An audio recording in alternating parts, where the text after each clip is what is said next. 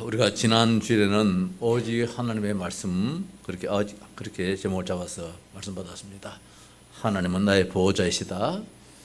하나님은 나의 필요한 모든 것을 채워하시는 공급하시는 분이시다.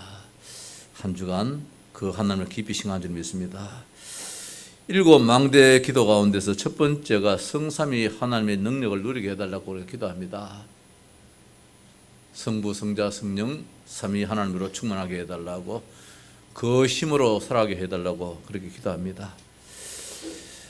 성삼위 하나님을 믿는 그 믿음이 우리의 신앙의 근본입니다. 그래서 그 은혜 속에 있어야만 하는 것이 인간이라는 것입니다. 아무리 훌륭하다 할지라도 하나님 없는 인생, 그 인생은 실패한 인생이요, 더 나아가서 실패할 수밖에 없는 인생이고, 그리스도 없는 인생은 살았다 하나 씻은 죽은 자요, 썩은 인생일 것입니다. 두 번째로는 보호자의 능력을 누리게 해달라고 기도하는 것이 7망대의 그 기도의 제목이지요. 오늘 은혜의 보호자 앞으로 담대히 나아가라, 그런 제목으로 말씀 받습니다. 보호자의 능력입니다. 보호자의 축복입니다. 이거 알고 누리면은 세상에 겁날 것도 없게 됩니다. 왜냐하면은 그 보호자라는 것이 어마어마한 것이기 때문에, 그 보호자의 권세, 보호자의 능력이 늘 우리와 함께하기 때문에 세상을 살아갈 때 늘 이기고 승리하게 될 줄 믿습니다. 사도행전 1장 3절 말씀에 누가는 그렇게 기록을 했습니다. 그가 고난받으신 후에 또한 그들에게 확실한 많은 증거로 친히 살아계심을 나타내사 40일 동안 그들에게 보이시며 하나님 나라의 일을 말씀하시니라, 그렇게 말씀하셨습니다. 하나님의 나라입니다. 이것이 무엇입니까? 하나님의 다스림입니다. 하나님의 다스림이 어떤 다스림입니까? 보호자의 다스림입니다. 그 권자의 다스림이란 말씀입니다. 이 보호자란 말은 최고의 권세자의 그 자리입니다. 의자입니다. 우리가 있는 이 의자인데 어떤 의자에 앉았느냐? 사장 의자는 사장이 앉는 것입니다. 전무이사가 앉는 의자는 전무이사가 앉는 의자이지요. 왕이 앉는 의자는 왕자입니다. 왕자와도 비교할 수 없는 어마어마한 그 보호자입니다. 우리 하나님이 앉아있는 그 자리입니다. 거기에서 나오는 모든 말 한마디는 그대로 시행되어지는 엄청난 권위의 자리입니다. 통치하는 통치자의 자리입니다. 그 보호자의 그 축복이 얼마나 크냐, 하늘의 축복보다도 더 우리는 더 큰 축복이라 그렇게 보호자 그렇게 이야기합니다. 읽은 16절 말씀이지요. 우리에게 있는 그러므로 우리는 긍휼하심을 받고 때를 따라 돕는 은혜를 얻기 위하여 은혜의 보호자 앞에 담대히 나아갈 것이니라. 은혜의 보호자 앞에 쭈빗쭈빗 그렇게 참 망설이면서 가는 그림이 아니라, 오늘 하나님의 자녀들은 그 은혜의 보호자 앞에 당당하게 담대히 나아갈 것을 말씀하고 있습니다. 재밌는 말씀인데, 오늘 읽은 말씀 가운데서 12절 이하서 쭉 봤습니다만 14절에 보면 그러므로 입점 접속 부사가 적혀 있습니다. 또 16절에 가서도 또 그러므로 이렇게 이제 또 연결이 되어집니다. 이 말씀이 큰 의미가 있습니다. 여기다 왜 그러므로라고 이렇게 기록을 했겠느냐? 그러므로 이 말씀은 앞의 내용이 뒤의 내용의 이유나 원인, 근거가 될 때에서는 사용되는 그런 이제 접속 부사거든요. 연결해주는 그런 말씀인데, 앞에 어떤 말씀이 나왔기에 뒤에 이런 말씀을 하고 있느냐, 그 말씀입니다. 그래서 14절에 그러므로 이 말씀이 나오는데, 보니까 우리에게 큰 대제사장이 계시니 성천하시니 곧 하나님의 아들 예수시라, 우리가 믿는 도리를 굳게 잡을지어다, 그렇게 말씀을 하고 있습니다. 자, 여기에 있는 그러므로 이 말씀은 대제사장이신 하나님의 아들이다, 이 말씀입니다. 누가? 도대체 누가 큰 대제사장이고 누가 하나님의 아들이냐 말이라, 그 말씀이거든요. 우리가 이 말씀 가운데서 우리가 지금 읽고 듣고 있는 이 말씀이 얼마나 큰 힘이냐, 이 말씀입니다. 이 말씀은 우리의 모든 질병을 치료하는 말씀인 줄 믿습니다. 이 말씀은 우리 가정에 있는 모든 문제가 해결되어지는 능력의 말씀인 줄 믿습니다. 왜? 큰 대제사장이에요. 모든 문제 해결자란 말씀입니다. 큰 대제사장. 자, 그 말씀이 어떤 말씀이냐? 이 큰 대제사장인 하나님의 아들 예수가 12절에서 말씀하고 있는데, 하나님의 말씀은 이렇게 하고 있습니다. 이 하나님 말씀이 바로 누구냐? 14절에 가서 큰 대제사장이다 이 말씀입니다. 그 하나님 말씀이 누구냐? 하나님의 아들 예수다 그 말씀입니다. 말씀이 이거로 말씀은 하나님의 아들이다 이 말, 예수 그리스도다 이 말씀이지요. 그래서 우리가 성경 66권을 이거 사랑하지 않고 이거 가까이 하지 않는 가운데서 예수님을 우리가 안다는 것은 사실은 그거는 빈말입니다. 태초에 하나님의 말씀이 계신다고 했잖아요. 요한복음 1장 1절에. 그 말씀이 누구냐? 예수 그리스도인데, 그 말씀이 오늘 14절에 가서 큰 대제사장이고, 그 말씀이 하나님의 아들이시고, 그 말씀이 더 나아가서 은혜의 보좌다 이 말씀입니다. 그래서 우리가 매주 그냥 성경에 주보에 기록되어 있는 이 읽으란 말씀이 하나의 형식적으로 교회 프로그램으로 이렇게 생각한다면 큰 착오라는 것입니다. 이 말씀이 바로 예수 그리스도고, 이 말씀이 우리의 모든 저주 문제를 해결하신 그 큰 대제사장이고, 이 말씀이 우리를 이 땅에 살아갈 때의 보호자로, 공급자로 다 채워주시는 은혜의 보좌라 이 말씀입니다.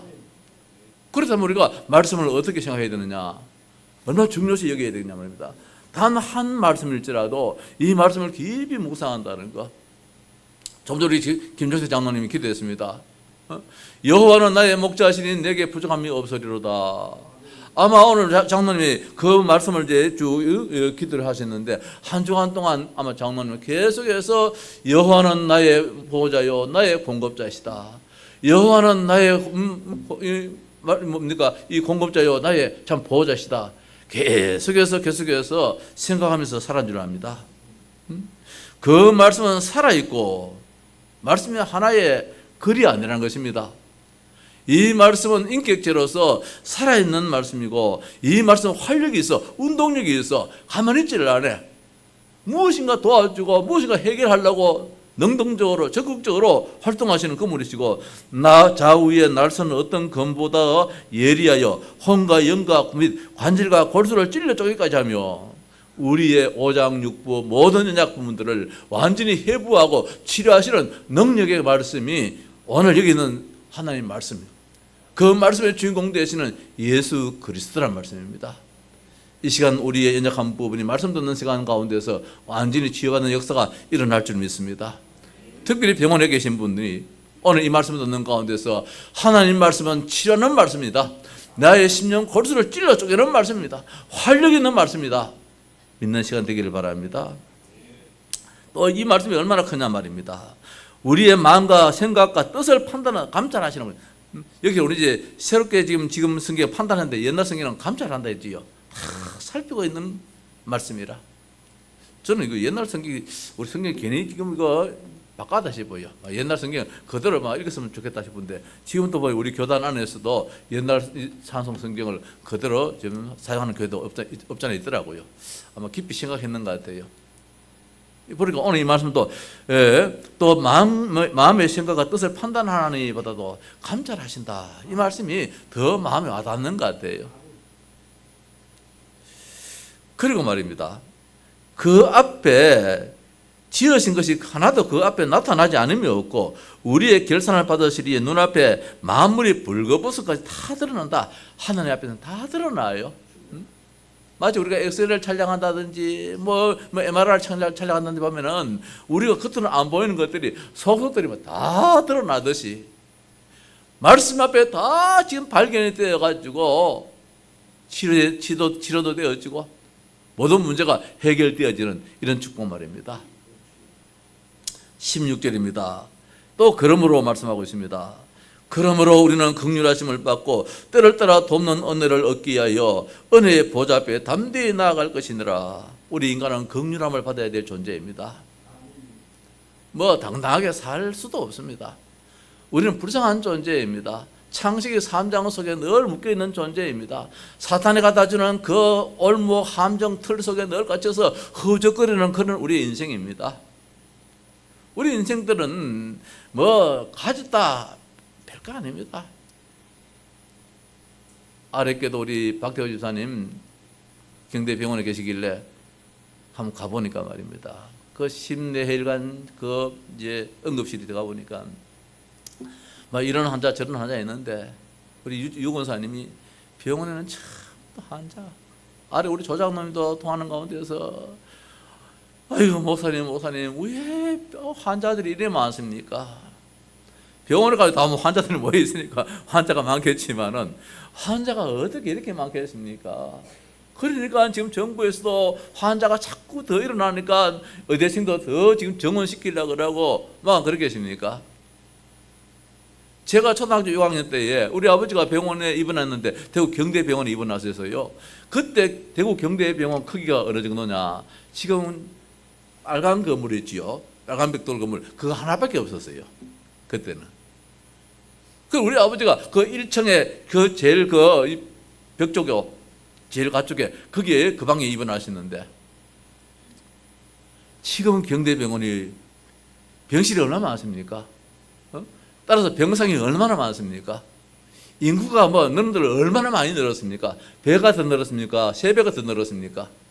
근데 병원 지금 규모는 3배 아니라 10배, 20배 막 100배 막 이렇게 막 더 커지는 거예요. 앞으로 환자들이 얼마나 많이 일어날지 몰라요. 그래서 교회가 진짜 치유사역으로 안 들어가면 안 된다. 예수님께서도 초창기의 모든 사역은 다 치유사역이잖아요. 치유사역이잖아요. 앞으로는 뭐 요만한 병일지라도 다 뭐 큰 병을 이제 병을 찾기 때문에 더 하겠지만은 어떻든 시대가 그런 시대입니다. 그래서 뭡니까? 우리는 긍휼하심을 얻을 수밖에 없어요. 받아야 돼요. 뿐만 아니라 때를 따라 돕는 은혜를 얻게요. 한순간도 하나님의 그 돕는 은혜를 속에 안 들어가면은 결단코 살 수 없다는 뜻입니다. 그래서 뭡니까? 그래서 은혜의 보좌 앞에 담대히 나아갈 것이나 은혜의 보좌가 누굽니까? 예수 그리스도입니다. 은혜의 보좌가 무엇입니까? 성경 말씀, 하나님 말씀입니다. 은혜의 보좌가 어디 있습니까? 하나님 말씀이 선포되어지는 예배당이고 교회가 바로 은혜의 보좌입니다. 그래서 교회가 예수 그리스도를 선포하지 않으면 안 돼요. 교회가 착하게 살아라, 정직하게 살아야 되는데 윤리, 도덕 가르친다면 그건 교회가 아니지. 은혜의 보좌가 될 수 없는 것이지요. 교회는 그래서 어떻든 주가 그리스도이심을 선포하고 그 예수 그리스도를 통하여서 은혜를 받고 위로받고 참된 소망 가운데서 살게 만들미 교회의 할 일이고 본인 것입니다. 자, 그래서 역시 16절 이제 말씀 그 말씀이잖아요. 큰 대제사장인 예수 그리스도의 긍휼하심을 받고 때를 따라 돕는 은혜를 얻기 위하여 은혜 보좌에 담대히 예수 그렇게 담대히 나가야 한다. 그래 말씀을 주고 있습니다. 첫 번째로 생각할 것은 은혜의 보좌 앞으로 담대히 나아가라. 제목 그대로 한번 생각해 보십시다. 왜? 인간은 죄인이기 때문입니다. 인간은 창세기 3장에 묶여있기 때문입니다. 인간은 불신자 상태 속에서 고통당할 수밖에 없는 인간이기 때문입니다. 인간은 긍휼하심을 받아야 됩니다. 인간은 그 누구로부터 불쌍한 동정심을 얻어야 됩니다. 대통령도 그 힘 있는 자로부터 동정심을 얻어야 됩니다. 대통령도 국민한테 동정심을 못 얻으니까 인기, 지지율이 안 올라가잖아요. 동정심을 얻어야 돼요. 우리 인간들은 살아갈 때에 전적 무능력에 할 수 있는 것이 아무것도 없다는 것입니다. 불신자 상태 속에서 고통만 당합니다. 그래서 사람들이 하지 말아야 될 일들을 하고 있습니다. 왜? 고통이 늘 따르기 때문에. 함정과 사탄이 갖다주는 함정과 들올무에 묶여서 이 땅을 살다가 결국은 죽어서 뭐 또 지옥으로 갈 수밖에 없는 것이지요. 왜냐? 모든 사람이 죄인입니다.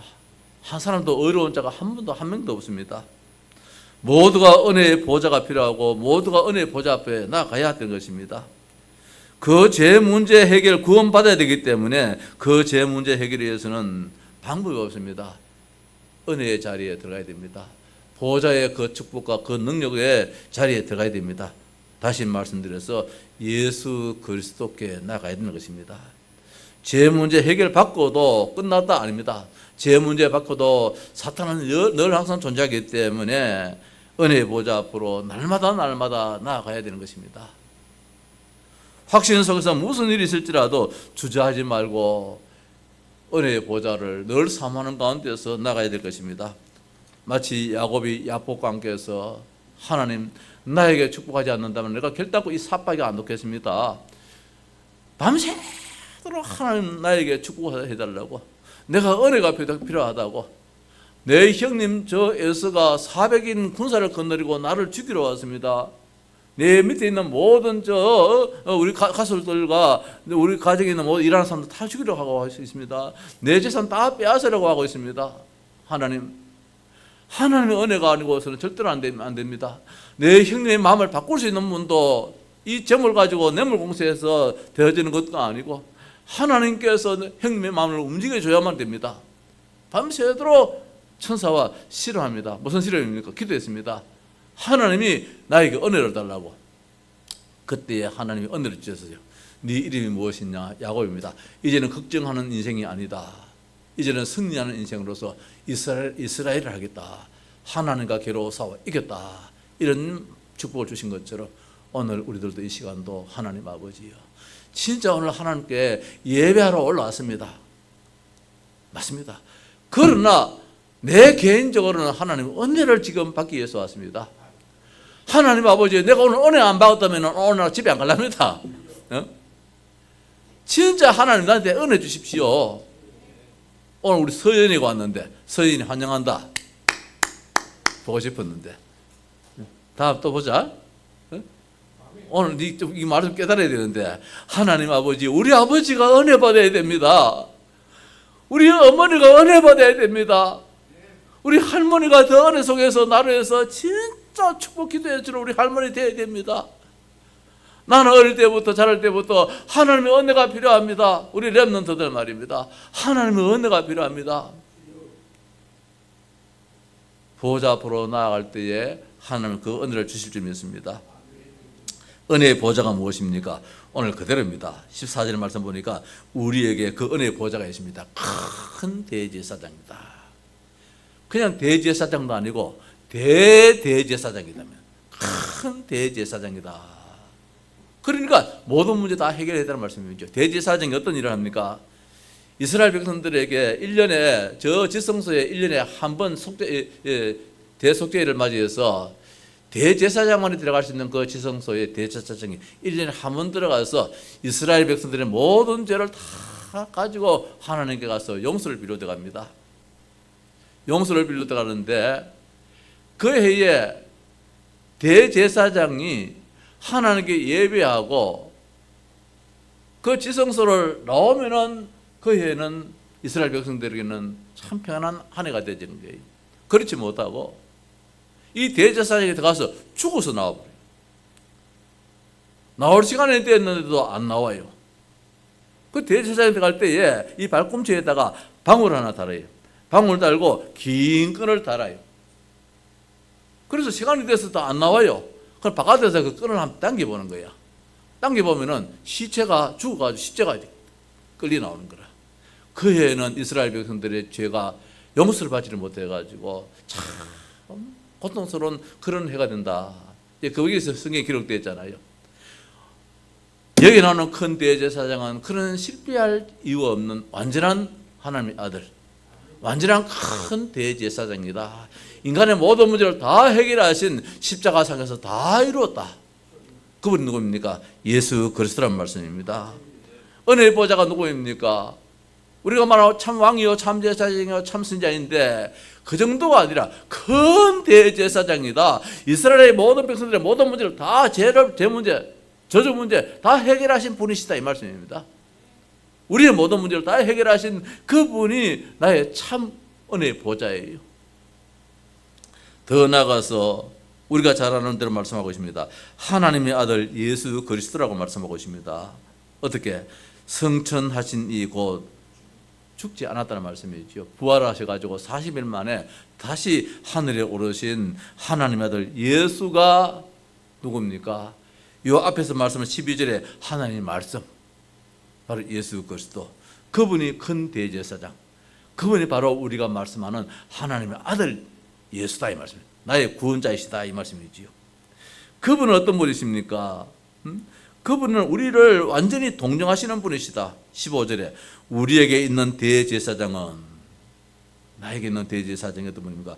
우리의 연약함을 동정하지 못하시리가 아니요, 우리의 연약함을 아셔가지고 우리를 돌봐주시고 채워주시고 살피시고 하시는 그분이시다. 하지 못하시는 분이 아니다 말입니다. 다 살피시고 해결해 주시는 그분이시다. 그런데 그분은 죄가 없으신 분이시다.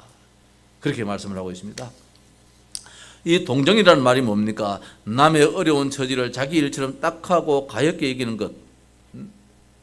남의 그 어려움, 우리의 모든 어려움, 사탄한테 붙잡혀 있는 그 함정틀 올무, 불신자 상태 속에서 허덕이는 이 어려움 말입니다. 이 불쌍함을 살피시고 감찰하셔가지고 남으라고 책망하시는 분이 아니시고 위로하시고 돌보시고 딱하게 여기시고 안타까워하시고 그 문제를 해결해 주시고도 하시는 그분인 것입니다. 그 사정을 이해하고 정신적으로나 물질적으로 도움을 베푸는 것을 가지고 동정이다 그럽니다. 우리의 보좌시고 우리의 공급자가 되셔가지고 우리의 연약함을 다 채워주시는 그분이시다. 아픈 분들에게는 아픈 분대로 찾아오셔서 위로해 주시고, 가난한 분에게는 가난한 거기에 찾아오셔서 돌보시고 위로해 주시고, 억울한 사람에게는 억울한데 그 찾아오셔가지고 그게 위로해 주시고 문제 해결해 주시고 다 살피시는 하나님이 말씀이요 대제사장이요 은혜의 보좌이신 예수 그리스도라는 말씀입니다. 자, 마지막으로 은혜의 보좌 앞으로 어떻게 나아갈까요? 그렇겠지요. 응? 은혜의 보좌 앞에 나가야 되는데 그 14장 14절 말씀을 보니까 우리가 믿는 도리를 굳게 잡을지어다 그렇지요. 보좌 앞에 나간 것은 간단합니다. 잡으면 됩니다. 누구를 잡느냐? 예수 그리스도를 잡으면 됩니다. 여기에 도리란 말씀이 무엇입니까? 도리란 뜻은 말은 어떤 사람의 입장에서 마땅히 행해야 될 바른 길입니다. 바른 길입니다. 이 세상에 바른 길이 어디 있습니까? 정부 정책에 그게 바른 길입니까? 헌법도 때로는 고치는데요. 한 나라의 근간이 되어지는 헌법은 절대로 손대면 안 되는데, 나라가 이제 개국이 되어지면서 나라에 큰 법을 만들었습니다. 가장 근본적이고 기본적인 법을 만들었으면은 이거는 그 나라가 없어질 때까지는 뭐 없어지지도 않아야 되겠지만은 그 근본적인 헌법은 바꿀 수가 없잖아요. 그런데 이 헌법도 한 번씩 손을 대요. 바꿔요. 하나님 말씀이 그렇게 불완전해가지고 바뀌어진다면 우리가 이 말씀을 믿을 수 없는 것이죠. 예수 그리스도가 이랬다 저랬다 그런 좀 완전치 못한 불완전한 것 때문에 그분을 우리가 믿을 수 없는 것이지요. 도리라는 것은 완전한 바른 길이라는 말씀입니다. 그래서 내가 믿는 이 성경 말씀, 내가 믿는 예수님은 완전한 분이시다. 그분은 큰 대제사장으로서 다 이루다 하신 분이시다. 내가 그분을 믿습니다. 내가 그분이 나의 주, 나의 하나님의 것을 고백합니다. 인정합니다. 이게 도리라는 뜻이에요. 인정한다 그런 뜻이에요. 고백한다 그런 말씀입니다. 우리에게 있는 큰 대제사장은 하나님의 아들 예수 그리스도라고 고백하는 것이 이 도리라 이 말씀입니다. 그러면 간단하잖아. 은혜 보좌 앞에 어떻게 나가냐? 예수님이 그리스도입니다. 예수님이 나의 완전하신 분이십니다. 예수님은 나에게 충족하신 분이십니다. 충분하신 분이십니다. 완전하신 분이십니다. 이게 바로 은혜의 보좌 앞에 나가는 방법인 것입니다. 따라서 보좌 우편에 계신 예수를 바라봐야 됩니다. 믿음의 주여 또 온전케 하시는 예수를 바라보자. 히브리서 12장 2절입니다. 그분이 어떤 분입니까? 왜 예수를 바라봐야 됩니까? 그분은 나의 믿음의 주입니다. 따라서 우리를 온전케 완전케 하시는 그분이십니다. 하나님 말씀은 살아있고 좌우의 날선 어떤 것보다 예리하여서 우리의 모든 것을 완전히 새롭게 해주시는 것이 하나님 말씀인데 그분이 예수 그리스도라고 말씀 받았잖아요. 히브리서 8장 1절 말씀에 지금 우리가 하는 말의 요점은 이러한 대제사장이 우리에게 있다는 것이라. 자, 우리가 지금 말하는 요점이 무엇이냐? 이 대제사장이 이 땅에 없는 것이 아니라 있다는 것입니다. 문제 해결자가 있다는 것입니다. 그는 하늘에서 지극히 크신 이의 보좌 우편에 앉으셨다 했습니다. 지금도 하나님 우편에 앉아 계십니다. 하나님 우편에 쪼그리고 앉아있는 하나님보다도 낮으신 분이 아니고 하나님과 같은 동격에 하나님의 그 의자에 앉아 계시는 분이 하나님이시다. 그래서 말씀을 굳게 잡는 것입니다. 굳게 잡을진데 고백하는 것입니다. 주는 그리스도입니다. 주는 내 모든 문제 해결자입니다. 이럴 때 우리가 은혜의 보좌 앞에 그 축복을 받아 누릴 수 있다는 것입니다. 따라서 늘 주님 바라봅니다. 아침에 일어나서 주여, 낮에도 주여, 24시 주님 바라보고 주님 의지하고 주님 찾는 그 인생이야말로 하나님의 은혜의 보좌 위에 우리는 그 축복을 누릴 수 있는 것이고, 특별히 예수님의 말씀대로 사는 것입니다. 성경 66권 말씀은 지키라고 이대로 살라고 주신 말씀이잖아요. 다시 말씀드려서 말씀이 선포되는 교회 중심으로 사는 것이 은혜의 보좌로 나아가는 것입니다. 그래서 교회가 은혜의 보좌예요. 오늘 이 예배당이 은혜의 보좌예요. 여기서 어둠의 권세가 완전히 깨뜨려져요. 여기서 기도할 때 어둠의 세력이 무너지고, 여기서 기도할 때 우상의 세력들이 무너지고 말입니다. 자, 말씀의 결론을 말씀입니다. 은혜의 보좌 앞으로 담대히 나아갑시다. 왜? 우리는 연약한 동정의 존재입니다.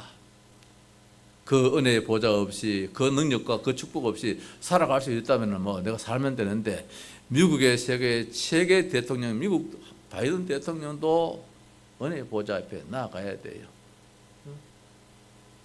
따라서 연약한 존재이기 때문에 동정을 받아야 됩니다. 그래서 긍휼을 받아야 됩니다. 단순한 불쌍함이 아니고 이 동정은 사랑이 담겨 있는 불쌍함이잖아요. 반드시 도움을 받게 된 것입니다. 저 거지가 쭈그려 앉아가지고 동양 한 푼 달라 할 때에 그냥 불쌍타 그 마음 가지고는 얻지를 못합니다. 그 불쌍타 더 이상 나아가서 진짜 도와줘야 되겠다는 그 참 안타까움과 그 사랑의 마음이 담길 때에 그 밥그릇에, 그 돈그릇에 한 푼 받을 수 있는 것이지, 참 불쌍하다 이러면 그냥 지나가 버려요. 불쌍한 사람 막 보기도 싫다. 그래서 보면 빨리 지나갈 때 있고, 때로는 빙 돌아갈 때도 없잖아요. 그러나 그 사람을 진짜 도와줘야 되겠다는 그런 마음이 있으면은 직접 앞에 가서 1,000원짜리 줄 걸 10,000원짜리 주기도 하고 말입니다. 이와 같이 우리는 연약한 존재이기에 하나님의 동정을 받아야 되는데, 그 동정을 어디서 받느냐? 은혜의 보좌 앞에 하나님 아버지여 기도하는 가운데서, 말씀 속에서, 찬양 속에서, 예배 속에서 말입니다. 왜? 우리는 긍휼함을 받아야만 되기 때문입니다. 때를 따라 돕는 은혜, 하루 24시의 모든 순간순간 그 참 하나님의 은혜 보좌의 능력 속에 있어야 되기 때문에, 그렇기 위해서 하나님은 우리에게 은혜의 망대를 우리에게 세워주셨습니다. 그게 무엇입니까? 눈에 보이는 은혜의 보좌입니다. 예배당입니다. 교회입니다. 그 교회가 얼마나 중요한지 모릅니다.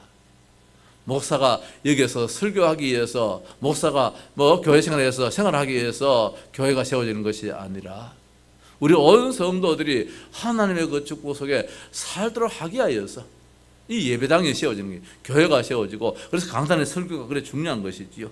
그리고 교회는 은혜의 보좌입니다. 망대입니다. 세상을 살리는 빛을 비추고 여리로 오는 사람들은 다 살게 된다는 것입니다. 그 마음대로 나오는 자는 살게 될 것이고, 문제를 해결받게 될 것이고, 셈을 얻게 될 것입니다. 세상을 살린 자가 될 것입니다. 그 역시 또 망대가 세워져서 모든 사람을 살리는 그런 축복이 있을 줄 믿습니다. 이번 한 주간 동안에 이 히브리서 4장 이 말씀을, 지난 주간 우리가 시편 23편을 읽고 또 읽는 것처럼 이번에 이 말씀을, 저는 이번에 14절에서 16절 이 말씀만 가지고 설교를 하려고 했습니다. 그런데 왜 여기에 히브리서 기자는 그러므로 이런 접속사 왜 자꾸 갖다 붙였겠는가?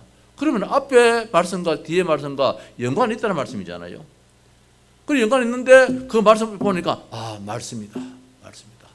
하나님 말씀은 살았고 활력이 있어. 그 말씀이 도대체 누구냐 말입니다.